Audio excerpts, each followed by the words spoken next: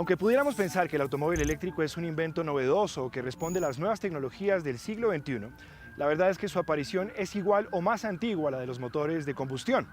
La experimentación con motores eléctricos se atribuye al escocés Robert Anderson, que entre 1832 y 1839 logró construir el primer automóvil que funcionaba en su totalidad con un motor eléctrico, y paralelamente en 1835 el profesor Sibrandus Strating de los Países Bajos fabricaba prototipos de autos eléctricos de escala reducida.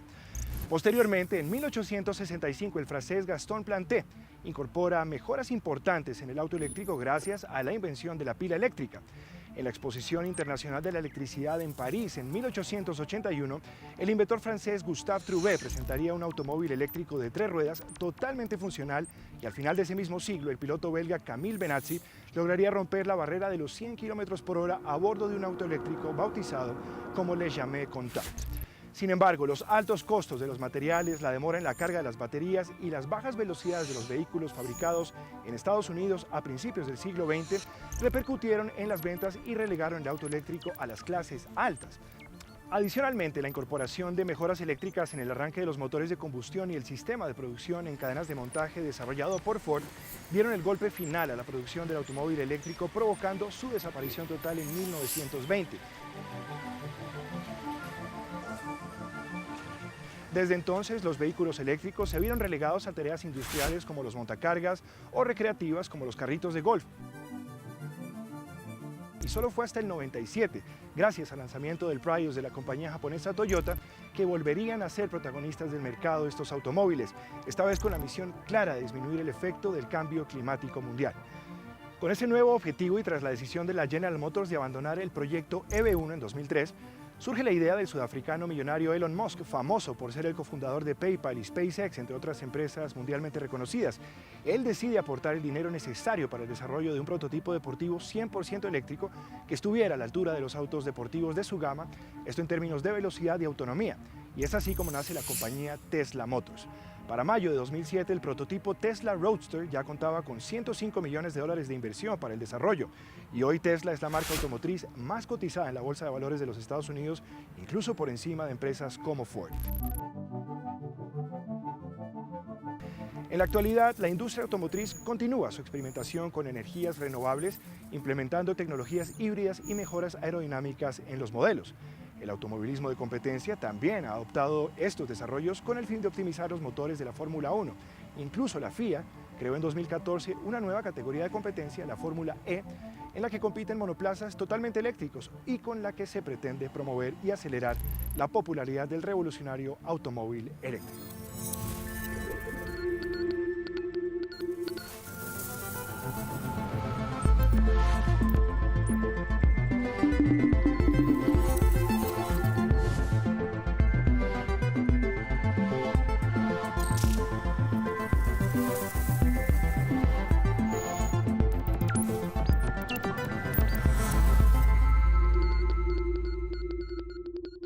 Las energías renovables no son un tema nuevo. Desde hace décadas, la humanidad ha comenzado lentamente a tomar conciencia de la importancia de desarrollar formas de generar energía sin destruir el planeta.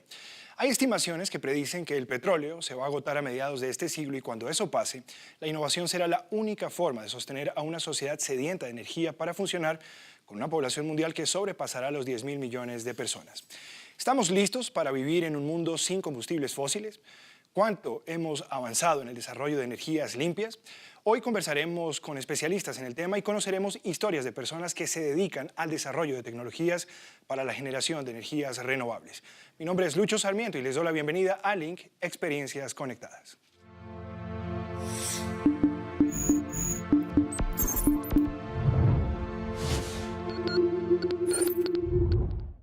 Hoy nos acompañan en estudio Willer Guevara, él es director de DAASU, Dirección de Asuntos Ambientales, Sectorial y Urbana, que hace parte del Ministerio del Medio Ambiente y Desarrollo Sostenible de Colombia. Y está con nosotros Francisco Perdomo, director ejecutivo de Smart Green Energy, que es una compañía especializada en eficiencia energética y energías renovables. Francisco, Willer, muchas gracias por estar con nosotros. Empecemos por lo básico, y es por entender realmente de qué estamos hablando, porque muchos usamos el término energías renovables sin necesariamente saber qué significa este importante término hoy por hoy. Quiero arrancar por Willer. ¿Qué entendemos, Willer, o debemos entender mejor por energías renovables? Muchas gracias por invitarnos a este espacio. Energías renovables debemos entender aquellas que provienen del uso de los recursos naturales que en principio consideraríamos que son de fuentes inagotables o de aquellas que se pueden renovar naturalmente o también artificialmente. Esa sería una definición muy abstracta de lo que son las energías no renovables. Existen también unos términos asociados que es el tema de energías no convencionales. Entonces, muchas veces no son lo mismo. Decimos que es lo mismo, no es lo mismo, y hay esa diferencia. Pero en principio tienden a ser lo mismo. Francisco, ¿por qué considera usted que es importante apostarle a la investigación en materia de energías renovables? Bueno, buenas noches, muchas gracias por la invitación. Más que la investigación, porque pues, la investigación tú lo mencionaste en la introducción, hace más de 20, 30 años es que se está hablando de este tema. Hay bastante avance ya en investigación. Yo creería que queríamos hablar más de acción, de inversión. Esto está más cerca de cada uno de nosotros de lo que nos imaginamos. Y quisiera complementar un poco lo que dice Wheeler con respecto al término renovable. Se basa simplemente en esto, la velocidad a la que se produce ese recurso o esa fuente produce energía comparada o contrastada con la velocidad a la que gastamos ese recurso. Si la fuente o el recurso se produce más rápido de lo que lo gastamos, se considera renovable, como el sol, el viento. Si se produce muy lento, comparado con el ritmo de uso de eso, por ejemplo, los combustibles fósiles, el petróleo dura miles de años en producirse y nosotros lo gastamos muy rápido, cada vez más. Esa es para mí la mejor forma de ver el tema de qué es renovable y qué no es renovable. Ya hay otras categorías como limpias, sucias, convencionales, no convencionales, que pues tienen áreas comunes en algunos casos, pero la diferencia es eso, lo que es fósil y nuclear es no renovable y de este lado tenemos el sol, el agua, el viento, la geotermia, el calor del suelo, el planeta, el mar, mareomotriz, undimotriz y otras cosas que vamos a hablar más adelante. Entonces, es totalmente válido el tema de invertir y pensar en investigar y profundizar en estos temas hoy en día. De lo que encontramos hoy en esa categoría de energías renovables, Wheeler y Francisco, ¿cuáles consideran ustedes que son las más prometedoras? En nuestro país, bueno, no hemos mencionado la hidroeléctrica, que también es una fuente de energía renovable. Claro. Hay algunas discusiones, porque algunos dicen es que el agua se está agotando, pero hay que tener en cuenta que el agua, para producir energía, se usa y se libera. O sea, ella hace una tarea y se va, o sea, no se agota. Por eso se cataloga dentro de este esquema también. En Colombia tenemos un potencial bastante grande en lo que es la energía solar, por la ubicación de Colombia en el hemisferio, en el planeta. Tenemos las mayores radiaciones del mundo. Estamos hablando de alrededor de 4.5 kilovatios por hora, por metro cuadrado por día, comparado con un promedio en el mundo que está alrededor de 3.9. Incluso en Alemania, que son los mayores, el país que más ha utilizado energía solar, está en un promedio de 3. Entonces somos un país privilegiado en ese tema.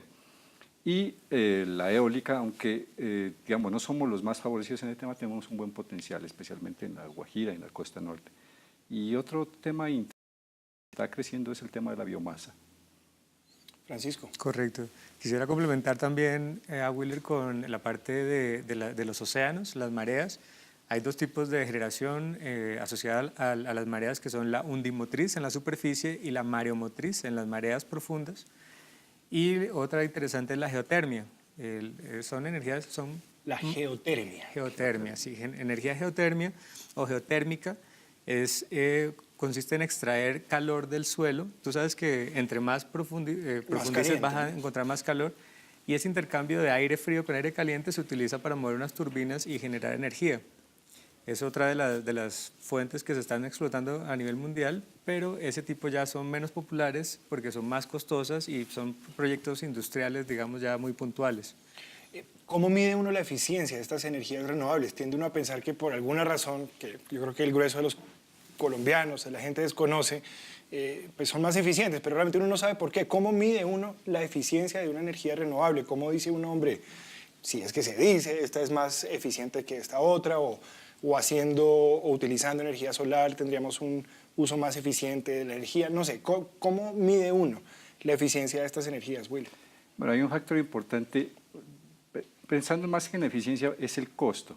Digamos, al final, el tema de usar X o Y energía va a depender del costo de comercialización o de lo que le llegue al usuario. Okay. Y por esta razón, el tema de la energía solar empezó, digamos, un poco tímida, pero en los últimos años ha habido un avance tecnológico bastante significativo que ha hecho que las tarifas cada vez bajen y se aproximen a las otras energías, y esto está haciendo que en el mundo este tema de energías pues vaya cogiendo bastante fuerza. Igual ocurre en nuestro país. En nuestro país, pues nosotros teníamos esa diferencia, y a raíz de eso, en el 2014 el Gobierno Nacional emitió una ley, la 1715, para fomentar y hacer pues que las empresas invirtieran en ese tipo de energías. Y ahí creamos unos incentivos, el tema de IVA y otras cosas, para que ellos pues apuntaran a estos negocios, y están dando buenos resultados. Digamos, tenemos más de 10 proyectos registrados en autoridad ambiental de solar y unos tantos de eólico que están arrancando. Ya nos decía Will, eficiencia relacionada un poquito más al costo. ¿Qué dice usted, Francisco? Realmente sí podemos hablar de eficiencia, pues eficiencia es simplemente de lo que se necesita para producir energía en este caso. Sí. ¿Qué porcentaje de lo que yo tomo estoy utilizando realmente para producir? Los paneles solares, como decía Wheeler, pues empezaron en 1954 en proyectos aeroespaciales en la NASA para alimentar los transbordadores y todos los elementos que se usaban en el espacio. Pero la eficiencia desde ese tiempo hasta ahora sí ha ido mejorando, va asociada a la tecnología y a la investigación que tú mencionabas al comienzo. Entonces, hoy en día tenemos paneles solares de 16% de eficiencia, 20%, 25% de eficiencia. Actualmente hay una línea de investigación que está llegando a el 44% de eficiencia. Pero cuando vemos realmente el potencial que tiene el sol en un segundo, si pudiéramos capturar toda la radiación del sol en un segundo, alimentaríamos la humanidad por toda su existencia, desde hace 5.000 años de existencia. Entonces, en eficiencia ahí tenemos que ver eso. Todo el potencial que tenemos y qué tanto lo estamos aprovechando. En solar tenemos bastante disposición, así el panel sea lo menos eficiente posible, sí, se va a dimensionar para que cumpla una tarea específica. En cuanto al viento, la rosa de los vientos nos favorece mucho aquí en Colombia también, y hay gente que cree que en Bogotá, por ejemplo, no se puede generar con un aerogenerador. La realidad es que las personas que viven en apartamentos altos se dan cuenta, en el balcón de 10 metros hacia arriba, entre más tú subas, más potencial de viento vas a tener. Y ahí me gustaría introducir un concepto que se llama generación distribuida, que consiste simplemente, es lo contrario a la generación tradicional, sí, que es llevar la generación lo más cerca posible a la carga, donde tú la estás consumiendo. Y ahora nos conectamos con Miami, en Estados Unidos. Allí se encuentra Catalina Valenzuela, quien nos preparó el siguiente Interlink. Mi nombre es Pablo Bueno, trabajo como investigador en un centro de investigación acá en San Antonio, Texas, que se llama Southwest Research Institute.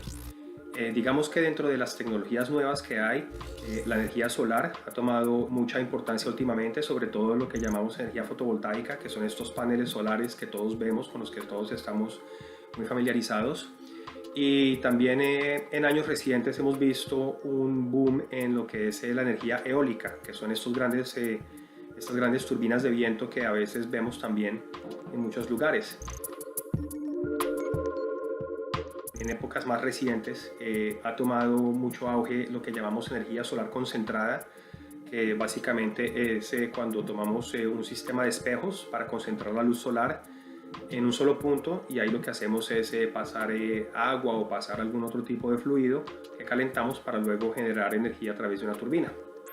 Lo que pasa es que obviamente el negocio de los paneles solares no le ayuda mucho a las empresas de generación de energía, porque están perdiendo parte de su negocio.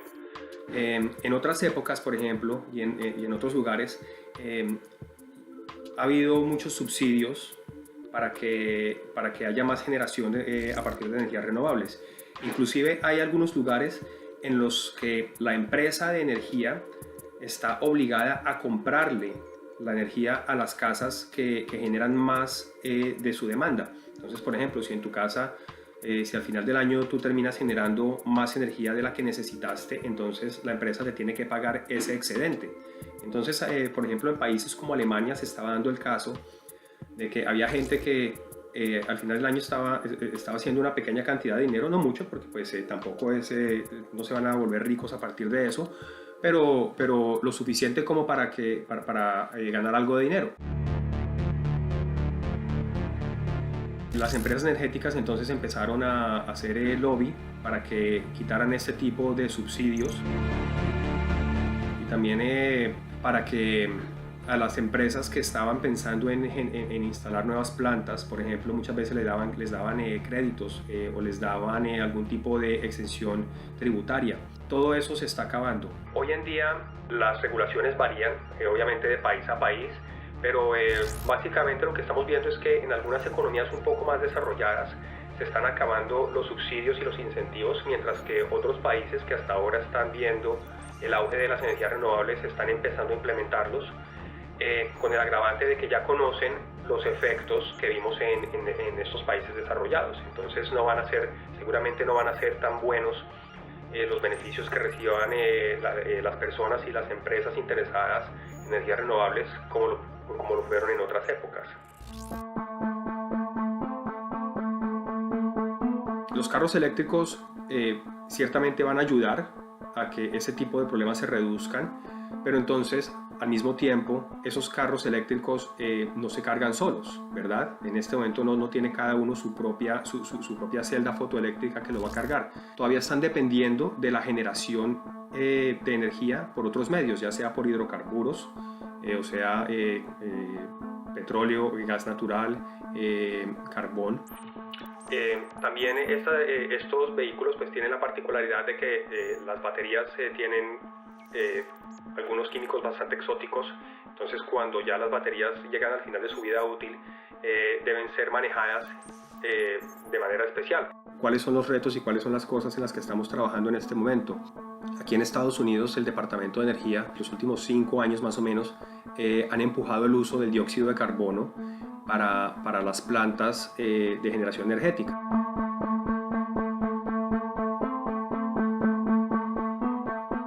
Por eso estamos tratando primero que todo de capturarlo y almacenarlo, sacarlo de la atmósfera físicamente para luego poder utilizarlo en generación de electricidad. También hay ese tipo de sistemas para sistemas fotovoltaicos, entonces estamos tratando de hacer almacenamiento en baterías para solucionar ese problema, porque lo que pasa es que en este momento las plantas solares, por ejemplo, no generan lo que llamamos carga base, que es básicamente suplir la mayor parte de la demanda eléctrica de una ciudad o de un pueblo. Y hay otro tema que es lo que llamamos la red inteligente, que es básicamente cómo integramos todas las redes, ¿no es cierto? Y cómo nos aseguramos de que la calidad de la energía que viene generada por la planta solar, entonces cuando la conectamos a la malla de distribución, pues sea compatible con la planta de gas natural y sea compatible con la planta eólica. Obviamente los científicos y los investigadores necesitamos el apoyo gubernamental todavía para poder seguir haciendo investigación. También necesitamos que las empresas privadas empiecen a meterse más en estos temas y nos empiecen a ayudar, porque pues, pensamos que ya hay muchas tecnologías que están listas para ser llevadas a las ciudades y básicamente a la gente, pero lo más importante es educar a la gente y que cada uno entienda el problema y que cada uno contribuya de manera grande o de manera pequeña, pero que entre todos nos ayudemos, porque pues eso es realmente lo que nos va a llevar a que primero que todo que esta gran campaña, este gran auge de las energías renovables pues salga adelante, y también pues que nos ayude finalmente a cuidar el planeta, pues que es el único que tenemos, ¿no?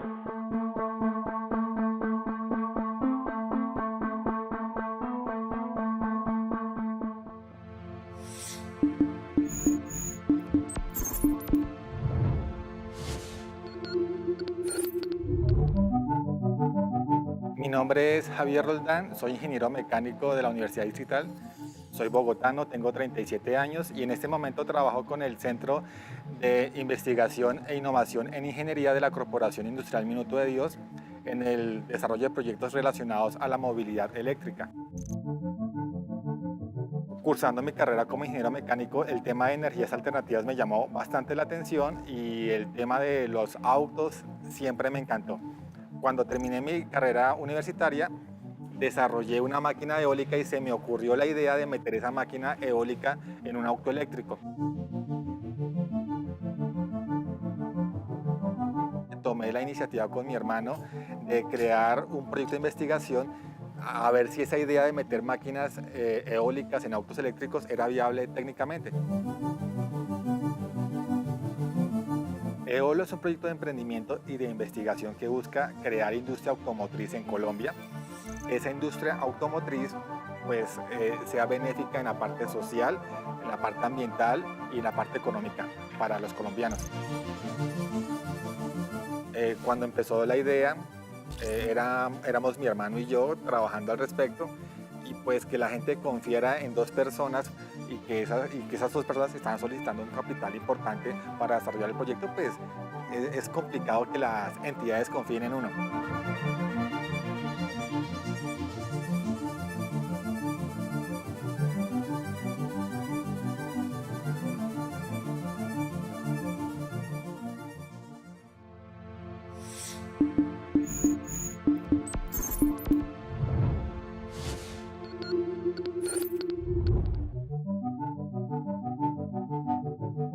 Mi nombre es Daniel Zárate, yo soy un profesional del equipo de infraestructura y fortalecimiento institucional del Jardín Botánico.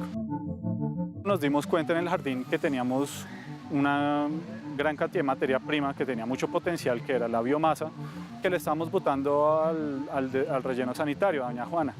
Y pues dijimos, pues nosotros podemos generar energía con esto. Con ayuda del gobierno de los Estados Unidos, a través del programa Energías Limpias para Colombia, montamos el área de aprovechamiento. Mi nombre es Lili Tatiana Vega Clavijo, soy ingeniera química y trabajo en el Jardín Botánico en el área de aprovechamiento para el programa de agricultura urbana. El proyecto en el Jardín Botánico consiste en el aprovechamiento de fuentes renovables de energía para producir energía eléctrica dentro de las instalaciones del jardín. Tenemos entonces el aprovechamiento de la energía solar y el aprovechamiento de energía a través de la biomasa mediante dos procesos, biodigestión y gasificación. Esto con el objetivo de cerrar el ciclo, no de botar toda la basura orgánica que tenemos, sino de reintroducirla de algún modo al sistema. Los colombianos tenemos que ser imaginativos, tenemos que ver otras opciones, como que no quedarnos con lo que nos entrega la toma de corriente, sino ver más allá de dónde viene la energía, qué podemos hacer para disminuir ese consumo, porque pues ese consumo que nosotros venimos pues tiene un costo, y muchas veces ese costo no solo está reflejado en la factura que pagamos, sino en daños ambientales que no podemos ver.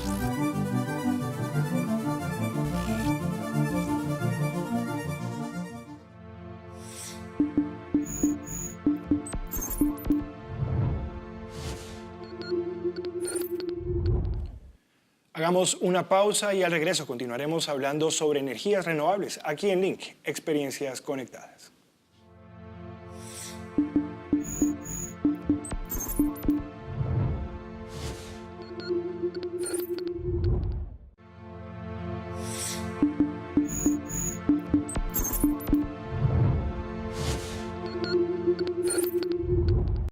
Y estamos de regreso en Link conversando sobre energías renovables. Bueno, ya mencionaba Wheeler en el segmento anterior algo de lo que es la situación de las energías renovables en Colombia, y quiero que conversemos un poquito de eso. ¿Cómo está Colombia en materia de desarrollo de estas tecnologías, de las energías renovables? Arranco por usted, Francisco. Vale. Wheeler mencionó algo muy importante, que es la Ley 1715 de 2014, que fue la que, después de 10 años casi de darle forma a todo el marco legal, por fin dejó unas pautas, unos lineamientos claros de cómo proceder y cómo obtener beneficios. Eso ha fomentado bastantes desarrollos. Pues el primero fue el Parque Jepirachi de EPM en La Guajira, que tiene más o menos 10 años de estar produciendo. Hay grandes proyectos, megaproyectos de granjas solares en Jumbo, en el Valle se están construyendo proyectos aquí mientras hablamos. Pero el tema más interesante es el que te mencionaba. La generación distribuida es la que invita a que cualquier persona en su casa, en su apartamento o en su local comercial o industria pueda generar su propia... O sea, yo puedo, si tengo la capacidad económica de hacerlo, conseguir los paneles solares, instalarlos en mi edificio, por ejemplo, y utilizar esa energía. ¿Eso es Correcto, legal? es totalmente viable, es legal. Y la ley 1715 tiene ese marco, o sea, incluye, le da un marco a ese soporte legal que tú estás mencionando. Sí. La UME generó un decreto en marzo de este año para que la CREC finalmente, ahorita 28 de agosto, generara una resolución, la 121, que permite entonces a un pequeño generador poder reinyectar o inyectar a la red esos excedentes de energía. Tú generas tu propia energía, pero en algunos casos vas a tener excedentes. ¿Qué pasa con eso? No había claridad hasta ahora en Colombia qué puedes hacer tú con esa energía, si venderla, regalarla o solo almacenarla. Y esa es la función de la CREC en este momento. Tenemos 30 días, estamos discutiendo ese borrador de resolución que nos va a dejar ya el tema mucho más claro. Willer, escucha uno hablar a Francisco y pensaría que, digamos, Colombia está ya avanzado en el tema de energías renovables, pero tiene uno como ciudadano también la sensación de que aún el tema no despega en Colombia, y me quedo con su comentario del segmento anterior en el que decía, hombre, hay un gran potencial. Tenemos, digamos, tendríamos para desarrollar energías renovables de tipo solar, tenemos un gran potencial, pero aún no estamos ahí. Uno finalmente como consumidor aún no siente que esa sea una alternativa. ¿Por qué no despegan con fuerza, digamos, o con suficiente seguridad o proyección este tipo de energías en Colombia, Willer? Sí, un punto importante es el tema de nuestra alta capacidad de generación de energía hidroeléctrica. Y seguramente esto no se asocia con energía renovable, y por esa razón nosotros sentimos que estamos un poco relegados. Pero si uno suma lo hidráulico más estos temas de energía eólica y solar que están cogiendo fuerza, nosotros estamos aproximadamente hoy en el 73% de generación de energía con fuentes renovables. Obviamente tenemos que avanzar hacia allá. Y nosotros es una cifra que diríamos es bastante buena. Somos, contando digamos, con el el único, agua, ¿no? exacto, contando el agua. Represas. Somos el único país en el planeta, digamos, que tenemos ese, contando el agua, alto potencial de energías renovables. Tenemos la capacidad de llegar al 100%, y esa es la meta, avanzar en ese sentido. Francisco lo mencionaba, proyectos como el tema de usar paneles en los techos y en las fachadas de vivienda funcionan hoy en otros lugares del planeta. Y aquí se abrió la puerta para empezar a explorarlos y avanzar en ello. En la medida que nosotros vayamos implementando regulaciones como las que menciona Francisco de la UME, nosotros estamos trabajando en términos de referencia para eólico, solar, la geotermia que hablaba Francisco, también estamos nosotros, biomasa, también estamos trabajando en dar esos lineamientos desde el punto de vista ambiental para que las empresas tengan la libertad de presentar sus estudios. Pero si le entiendo bien, Willer, el tener una capacidad hidroeléctrica tan fuerte casi que está afectando nuestra decisión de buscar otras fuentes de energía renovable, ¿puede ser esa la situación? Pensaría que no había esa preocupación tan sentida. Sin embargo, con los acuerdos de París y todo el tema de los objetivos de desarrollo sostenible, en este gobierno, el Plan Nacional de Desarrollo sí implementó una meta, bajita diría yo para mi concepto, que es el 6.5 al 2018, exceptuando la energía hidroeléctrica de las otras energías. Pero como le digo, nuestro potencial puede crecer mucho más allá de eso. Francisco. Sí, respondiendo a tu pregunta, yo me enfocaría un poco en la tarifa del kilovatio hora. Lo que nos está frenando de que esto sea masivo y sea un boom es que estamos apenas llegando al punto de equilibrio en donde es más económico, en donde debería ser más rentable generar con energías renovables que tomar la energía de la red eléctrica de la empresa de cada ciudad, de cada departamento. El punto de equilibrio para mí es 450 pesos por kilovatio hora. Esas las tarifas que cumplen, las tarifas que cumplen con ese criterio son estratos 5 y 6. Y la mayoría de la población está por debajo de esos niveles. Entonces, cuando el costo de implementar energías renovables baje de 450 pesos por kilovatio hora, va a ser un tema que tú vas a empezar a verlo en todas partes. ¿Qué ha pasado hasta ahora en Colombia? Que en donde una persona instala en su casa, los vecinos ven que funciona, que la factura se le va a cero o a un valor muy bajo, y los demás vecinos empiezan a hacer eso. Eso ha pasado en ciudades como Fusagasugá, en Barranca Bermeja. Ya está pasando en Colombia. Ya está pasando en Colombia. Hay una inercia que hay que romper, y es eso, hay desinformación bastante y desconocimiento, supongo. Y desconocimiento, también. Y pues los colombianos los latinos en general somos muy desconfiados, entonces queremos ver que eso tan bonito que lo pintan en televisión en todas partes, que de verdad se pase aquí al lado, a mi vecino. Ya lo dice Francisco, eso tan bonito. Y es que yo creo que todos queremos o quisiéramos estar utilizando energías renovables y saber que si cargué el celular fue con energía solar o eólica, o pues bien lo menciona Wheeler, ya lo hacemos con energía hidroeléctrica. Pero, ¿qué tan dispuestos o qué tan preparados estamos como sociedad para dejar de utilizar las energías fósiles, las que venimos utilizando hasta el momento? ¿Estamos listos? Porque yo creo que esa también es una decisión que como sociedad hay que tomar y es difícil de tomar, no implica unos cambios drásticos, Wheeler. Sí, señor. Hay dos aspectos importantes. Lo mencionaba Francisco, el tema de la tarifa, lo económico. Mientras estemos por encima del promedio, del valor que hoy tenemos en la red, va a ser difícil que esto se masifique, bien lo decía Francisco. O sea, ese es un punto clave, o sea, es vital lograr. Afortunadamente, la tecnología está avanzando bastante rápido, al menos en lo solar, ya lo mencionábamos inicialmente, y eso está permitiendo que las tarifas bajen pues hasta puntos que puedan ser competitivos. Por otro lado, desde el gobierno estamos incentivando algunos instrumentos para lograr también el equilibrio de esas tarifas. Pero también falta mayor conciencia ambiental de la gente. Nosotros normalmente nos acordamos del tema ambiental cuando ocurren cosas catastróficas. Entonces hablamos de Irma y de estos eventos que pasan y como que nos ahí tocamos nos y despierta la reaccionamos. conciencia ambiental, claro. Pero luego pasa unos 8 días y se nos olvida. Y en eso sí es fundamental el usuario. Si el usuario pues solicita que se cambie o que haya mayor oferta de estas energías, seguramente alguien las va a proveer. Bueno, importante. Yo quiero hacer una breve pausa, ya continuamos con el tema, Francisco. Quiero invitar a nuestros televidentes a que continuemos viendo más historias sobre energías renovables y en breve regresamos aquí al estudio para continuar esta conversación en Link Experiencias Conectadas.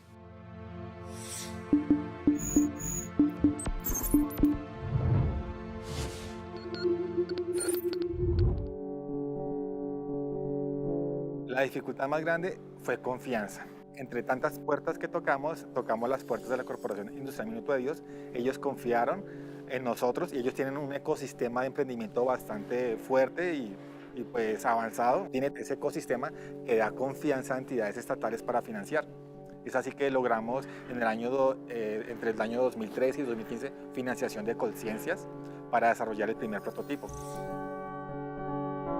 Entonces, lo que tenemos acá es nuestro primer prototipo, se llama Eolo, es nuestro laboratorio rodante donde nosotros hemos puesto a prueba muchas teorías y pues hemos visto si son viables o no viables. Lo que vemos acá en la zona delantera del auto es el sistema eólico de Eolo. Acá debajo del capó encontramos el control del sistema eólico. Acá están las dos turbinas eólicas, un par de piñones que sincronizan las turbinas eólicas que están acá en el interior, un generador eléctrico de imanes permanentes trifásico, es la energía que se produce acá, se mete al sistema eléctrico del auto. Es un sistema que recicla energía cinética del auto a través del viento. Lo que sucede es que un auto cuando se mueve empieza a empujar aire hacia adelante y hacia los costados. Es lo que hace, es empujar aire. Lo que nosotros encontramos es que así como en las máquinas eólicas convencionales, cuando el viento sopla y la turbina eólica es la que recibe la energía cinética del viento, y la turbina eólica lo absorbe y lo convierte en energía, y de esa forma logramos aumentar la autonomía del auto. Este sistema eólico está aportando a la autonomía del auto en un 8%. Es decir, la autonomía de este auto es de 110 kilómetros. Si le tapo las entradas de aire, este auto andaría 102 kilómetros. Entonces sí se evidenció un aumento significativo en la autonomía con el sistema eólico. Esto es lo que lo hace diferente a cualquier auto eléctrico o convencional del mundo.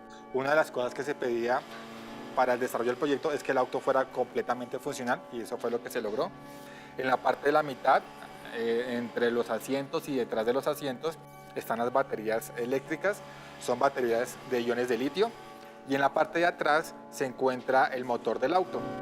Es un motor trifásico de 88 caballos de potencia. La velocidad que alcanza este auto es de 130 kilómetros por hora. Acá es donde conectamos el auto a la red eléctrica para cargarlo, que puede ser en cualquier toma de corriente. Tenemos un cargador que detecta 3 posibles puntos de carga, si es 110, 220 o los puntos de carga rápida, pues que aún no existen, pero nos podemos conectar fácilmente a 110 o 220. La diferencia de este auto con un auto convencional obviamente es la planta motora. ¿Cuáles son las ventajas? Las ventajas de este auto son en términos ambientales, básicamente. Los autos eléctricos comparados con los de combustión no emiten gases de efecto invernadero, y de este auto con respecto a un auto eléctrico es que el sistema eólico lo hace un 8% más eficiente. Tenemos ese plus que nos diferencia de los demás. ¿Cuáles son las desventajas de El precio. Definitivamente la parte económica pesa bastante en estos temas. Adquirir un auto de estos es bastante costoso. Dale, Javier, vamos pues a probar el carro. Bueno, entonces prendemos el auto, chan, chan, chan, y arrancamos.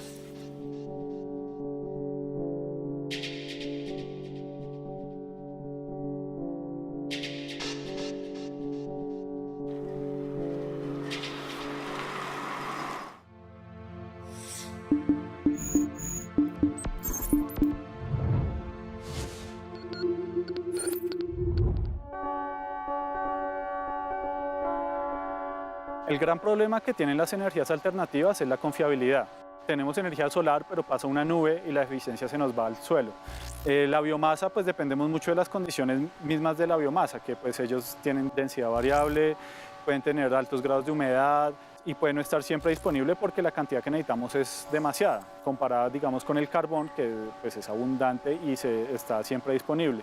El viento pasa lo mismo que con el solar, pues se baja el viento y nos quedamos sin energía. Y digamos, para incrementar la confiabilidad de estos sistemas, pues se introducen baterías.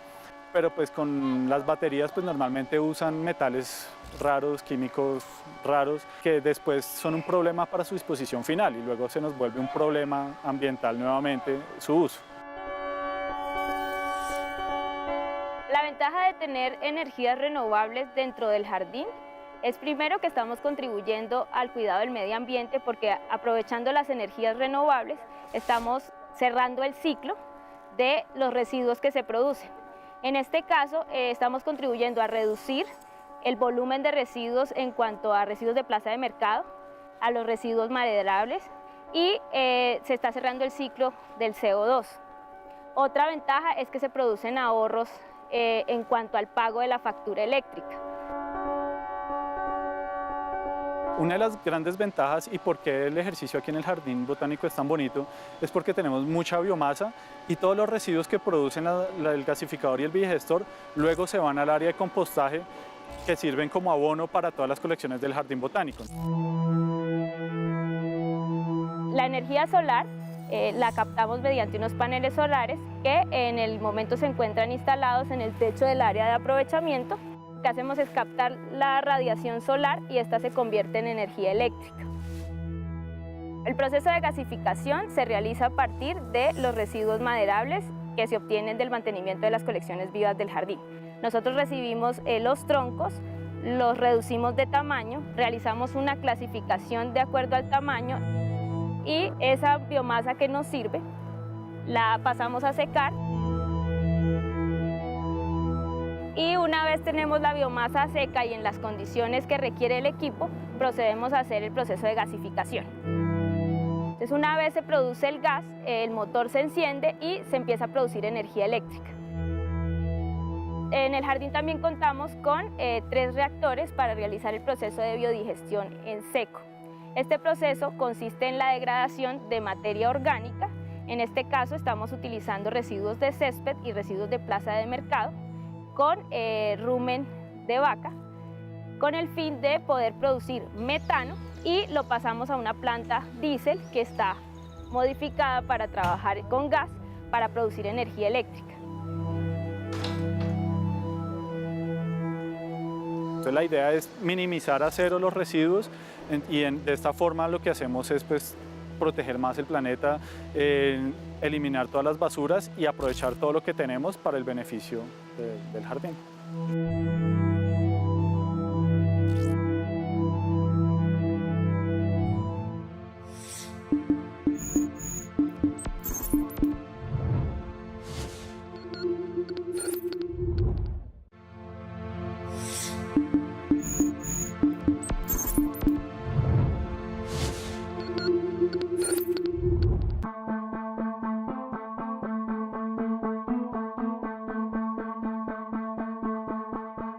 Colombia evidentemente está retrasada en el desarrollo de estos proyectos a bases de energías renovables. Lo que tiene frenado estos desarrollos es la parte económica. Te doy un ejemplo, el de los autos eléctricos. A la gente le encantan los autos eléctricos por las ventajas que tienen, pero en este momento un auto eléctrico cuesta 3 veces más que un auto convencional. Entonces, hoy en día los autos están costosos. Un auto cuesta 50 millones de pesos. Un eléctrico está en 150 millones aproximadamente. Y la gente no tiene dinero para poner uno eléctrico.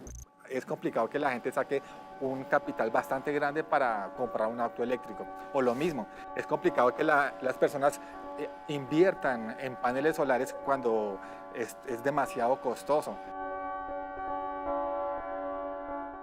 Para que Colombia tenga mayor fuerza en esos temas de energías alternativas, el tema viene más de la parte de investigación. Lo que toca hacer es desarrollar esos sistemas que sean más económicos y compitan con los tradicionales.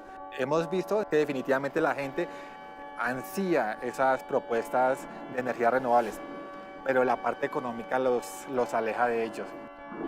Entonces, cuando las dos tecnologías compitan a paridad de precios, ese día las cosas cambiarán para el ambiente.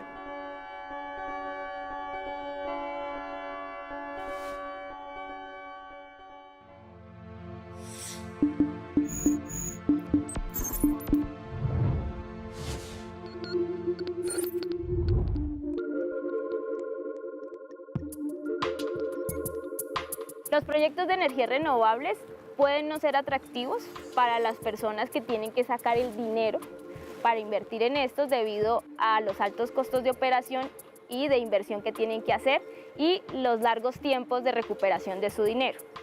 Pero si están acompañados estos proyectos de los beneficios ambientales, los beneficios para las poblaciones, por ejemplo, que no tienen energía y que pueden encontrar en sus recursos naturales una fuente, estos proyectos se vuelven más atractivos siempre y cuando tengan ese acompañamiento y esa cofinanciación. En Colombia aún tenemos mucho potencial, pero todavía nos falta mucho apoyo del gobierno para poder implementar, para poder subsidiar sistemas de energías alternativas. Porque pues, se ve claramente con el fenómeno del Niño, el último, que hubo un gran escándalo por las termoeléctricas, porque no estaban disponibles. O sea, hubo una necesidad energética y lo primero que hicimos fue correr hacia las energías tradicionales, que fue la termoeléctrica. Entonces lo que necesitamos es desarrollar más proyectos de energías alternativas, como financiarlos más, no depender tanto en casos de emergencia de una termoeléctrica, sino como implementar proyectos y aprovechar todo ese potencial que tenemos en el país. Las energías renovables pues en nuestro país todavía no son rentables debido a que se necesitan muchos incentivos para que estas sean económicamente viables.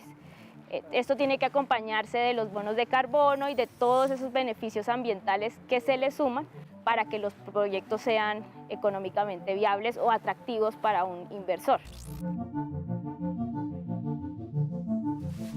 Tenemos que concientizarnos primero que todo, ver que las energías alternativas pues es una forma de enfrentar el gran problema que tenemos, que es el del aire, todas las emisiones de carbono las tenemos que reducir, pues se gastan millones de pesos en el sistema de salud para enfrentar las enfermedades respiratorias, pero también las instituciones, el gobierno tiene que apoyar mucho más la generación de energías alternativas, porque a veces hay unos grandes monopolios generadores de energía que no permiten otros actores en el sistema. Entonces, lo que necesitamos es como apoyo para que la energía sea mucho más barata.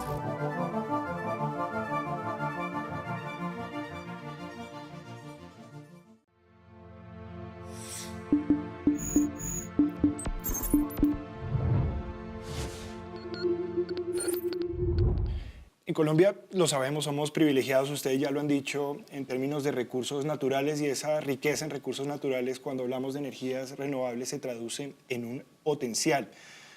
La pregunta arranca para usted, Willer, que está representando al Estado en esta mesa, y es si podremos traducir esa riqueza en recursos en un desarrollo energético a futuro. Claro que sí, y esa es la apuesta. Nosotros todavía dependemos en parte de generación de energía con combustibles fósiles, carbón especialmente, en las termoeléctricas, pero tenemos la diversidad para poder lograr, como le decía antes, tener el 100% de energías renovables, incluyendo la hidráulica. Hoy, ¿qué pasa? Nosotros tenemos unas condiciones climáticas que hacen necesario que las termoeléctricas estén funcionando para que el suministro en épocas críticas pues, no se vea afectado, y pues hemos estado a punto de tener racionamientos. Pero eso lo podemos suplir con la energía solar y eólica, más la hidroeléctrica, porque todas ellas son variables, ¿sí? Pero si hacemos un buen esquema, pues podemos tener una continuidad en el tiempo de 100% de energías renovables, incluyendo también el tema de biomasa, que no hemos hablado mucho de ello, pero tenemos en el país bastantes oportunidades de caña, palma. Digamos que hablamos de biomasa. ¿Qué es biomasa? Brevemente. Biomasa es la generación de energía a partir de residuos orgánicos, como el tema del bagazo de la caña, lo que sobra de la palma, y en Colombia hay un arroz, potencial, etcétera. Y en Colombia hay un potencial que de hecho ya se está utilizando. Muchas de las empresas han empezado a hacer sus propios sistemas de autoabastecimiento de esta energía. Incluso en el tema de generar nuestra propia energía, biomasa, o sea, por decir algo, sembrar árboles de X característica que pudieran utilizarse para generar energía. Eso lo que da es cierta estabilidad. Eso también podría ser factible, en otros países lo usan, aquí se está apenas evaluando, pero es posible hacerlo. Es decir, hay potencial para Hay potencial y energía. nosotros podríamos, como les digo, llegar a ser 100%, incluyendo la hidráulica, con energía renovable. Francisco, yo quería volver sobre algo que ya conversamos, pero me parece importante y lo conversamos ahorita entre segmentos, y es si estamos listos o no para vivir sin energías fósiles. Si usted tenía un importante comentario que quería compartir con nosotros, me parece relevante. Claro, con mucho gusto. En mi punto de vista, sí estamos listos para vivir sin combustibles fósiles, siempre y cuando resolvamos el problema de movilidad. Lo único para lo cual una familia común en Colombia usa combustibles fósiles ya no es para cocinar ni nada de eso, solo para mover su vehículo, para movilizarse. Estamos viendo pues ya la entrada de alternativas a eso, vehículos eléctricos, hay mucha gente en bicicleta, el tema del motor reactor de hidrógeno, que pues, ya ha demostrado tener la capacidad de un motor tradicional. No, claro, y en vez de gasolina tú le pones agua. Es un reactor de hidrógeno. En Brasil hay mucho transporte masivo que es a base de motores de hidrógeno. Sí. Y pues todo eso va a desplazar poco a poco el tema de vehículos a motor de combustión. Este avance se hubiera visto hace 30 años, pero ha sido frenado por grandes multinacionales y muchos intereses geopolíticos en el tema del petróleo. Francisco, es que uno siente eso, uno ve que otros países desarrollados ya están en la vanguardia en temas de los carros, los llamados híbridos, si no son 100% eléctricos. Correcto. ¿Por qué en Colombia todavía uno se pregunta, y uno oye incluso a las generaciones más jóvenes preguntarse, ¿por qué seguimos produciendo carros que utilizan gasolina, energías fósiles? ¿Por qué, Francisco? Willer, perdón, ¿por qué no estamos más adelante con el tema de los carros eléctricos y ya lo vemos que es un tema a nivel mundial? Sí, digamos que en Colombia pues nosotros siempre vamos un poco atrás, en todo, ¿sí? Entonces en tema de manejo de residuos, etcétera, pero estos ejemplos de los otros países nos sirven para impulsar aquello. Entonces hoy estamos escuchando que en Europa ya ellos están poniendo metas de cero uso de para los próximos años, no es cuestión de 50, es ya. Nosotros hemos venido trabajando en el tema, especialmente en el tema de vehículos eléctricos. Hace algunos años sacamos algunos incentivos y se abrieron unos cupos para importación de vehículos eléctricos que no se usaron muy eficientemente. El año pasado nos pusimos a revisar y hablamos con los empresarios y decíamos, bueno, ¿cuál es la dificultad? ¿Por qué esta falta de vehículos eléctricos en el país? Y ellos se sentían como un poco maniatados en el tema de que los cupos no les daba cierta libertad. Entonces eso lo modificamos este año, incrementamos los cupos a 40.000 vehículos eléctricos aproximadamente y les dejamos que ellos tengan libertad de decir cuántos importan y esperamos que eso dé buenos resultados. Y el otro tema importante ahí es el tema de la carga del vehículo eléctrico. Las electrolineras que se llama, que son lo similar a las estaciones de servicio, sí. Pues tenemos que instalarlas y entonces también hay que hacer una política para que eso se fomente y pues se vuelva un negocio llamativo y productivo. Pero ¿Existe la voluntad política para hacer estos procesos? Existe la voluntad política, existe la voluntad porque al menos desde el Ministerio de Ambiente estamos jalonando mucho el tema. Y un punto importante, el tema de la eficiencia de vehículos eléctricos en nuestro caso, si miramos que el 65% de la matriz renovable es altísima. Y en esto nos favorecería mucho pues, el tema de las emisiones de gases de efecto invernadero, el ahorro sería muy bueno. Y pues a la par de eso está todo el tema de movilidad y de lo que pasa en las ciudades con la calidad del aire. Y el uso del diésel y bueno, todo lo que ustedes ya conocen. Ya medio lo tocaba Francisco, es el tema de esa voluntad política, porque creo que la realidad es contundente, el potencial, ustedes lo han expuesto aquí, es enorme, pues la realidad todavía nos deja un poquito rezagados. Y les cedo la última palabra del programa para que contestemos esa pregunta.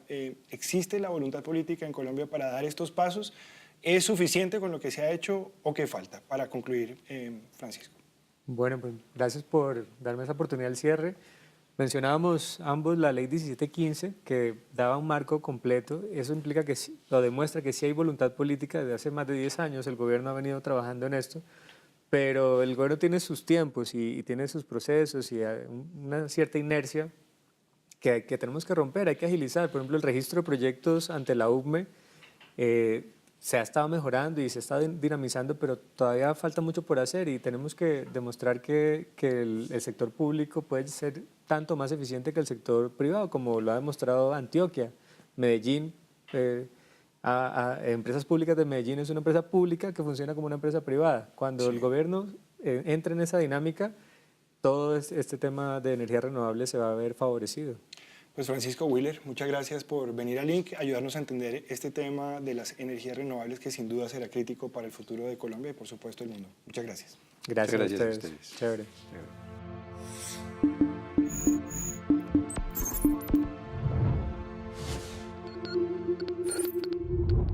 Si bien el uso de las energías renovables está en aumento, todavía dependemos en gran medida de las formas tradicionales de producir energía. Las tecnologías alternativas prometen ser la clave para un futuro cada vez más amenazado por problemas como el cambio climático y la sobrepoblación. Pero, ¿cuánto tiempo nos queda para dar el salto a las energías limpias? ¿Será una transformación traumática? Nos vemos próximamente en una nueva edición de Link, Experiencias Conectadas.